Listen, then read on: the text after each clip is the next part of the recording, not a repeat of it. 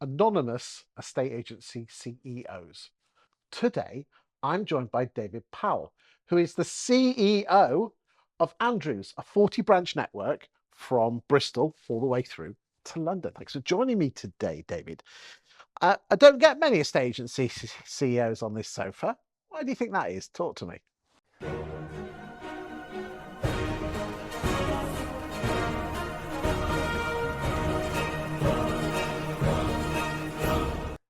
Well, I've watched some of these back, Chris. You've had a few. You've had a few, but That's it, not many. not many.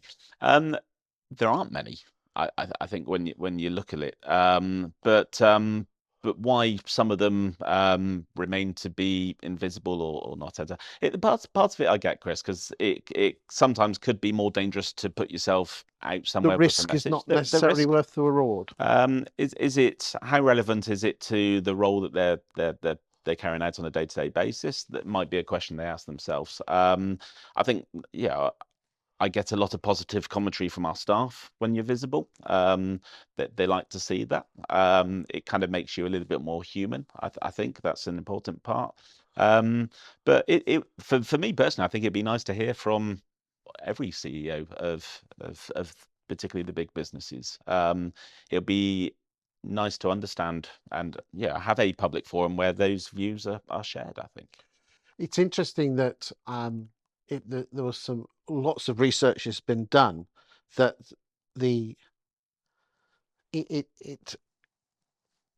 big ones is it attracts and retains colleagues something rotten, that their leader is kind of like flying the standard. And again, there's shed loads of data that backs that up. And again, there's plenty of data that shows that as a CEO, you attract more clients in as well. Yeah, I think look, if go back to that risk element, there's a risk that you might say something people take out of context and then that's used against you. That's fine.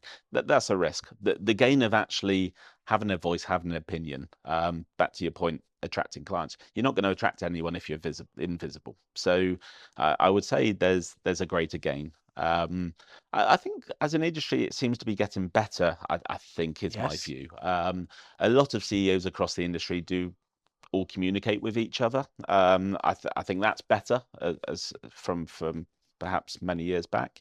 And I think there is something here that actually, if there was a greater transparency, a greater communication, then actually some of these real difficult topics that everyone would benefit from, not just us, the consumer. We can tackle those far better if we work a little bit closer together. Maybe you could set up a CEO club of estate agents. Maybe, Chris, could if be- people look, there was I don't mind sharing. There was an event last year, and most of them, not all, but most were present. I'm saying the biggest 20, 25 CEOs in the group, and what was quite nice in that is you actually got to share a conversation, to share your battles, to share your views on the world, and there was something in that. And I think, look, one of the bits that concerns me slightly is where you have quite a fragmented industry. You've got a lot of, and I mean this in the right way, small players within the industry. Well, look, again, back to one of our other conversations, Chris, if you want to increase standards, that needs to be controlled. Even if we take anti-money laundering, the way people are tackling that, a lot of agents tackle it slightly differently. Well, it'd be far better for the consumer if they knew what it was all about. And if we're all doing the same thing, treating it the same way, then that's going to be better for the customer. So can we agree that more CEOs need to be more visible, but it can be controlled in the right sort of, it needs to be controlled in the right sort of way. There's a risk, but there's also a reward. It will attract new clients to your business if it's done well, and it will help you retain and also attract new colleagues to your business. Yeah, to the last point, Chris, we often, when we recruit, and certain roles particularly, but they often refer to the way that as Andrews, we've been publicly out there, and that's been a positive. That's one of the reasons you're here today, isn't it? Absolutely. My advice to anyone watching this is, as long as you go out there and be helpful, and it's, you put out a great message. It's not all about you as the messenger, because that, it's that awful phrase, personal brand. Hate it. The magic thing is this: just go out there and be helpful.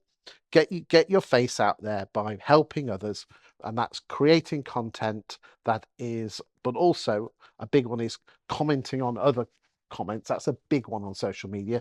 Getting yourself on panels, getting yourself on webinars. If it's done well with the right intent, you won't lose. No, absolutely. I think I don't think you can, Chris. I think I've got a very supportive board that don't get involved in what I choose to do and what I don't.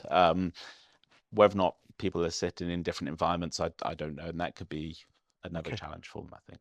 Yeah, if you are a CEO of a large or medium-sized estate agency and you want to grow your personal brand, I'm more than happy. I'll give my time away free of charge on my classic 7:30 a.m. dog walk calls. And if you want to book one of those in, give me a shout and we'll get something booked in, and I'll give you an hour of my time on what I've learned with my own personal brand, but actually helping. I've helped an awful lot of other CEOs and other bosses with their personal brand. What do I get out of it? Well, it gets me out of the house because it means I have to go for a walk, and I need to get some rid of this because I like the beer too much. Thank you for your time today, David. Thank you for watching. Put your comments in. If you're a CEO, boss, give us a shout if you need some help, and we'll take it from there. Thank you very much.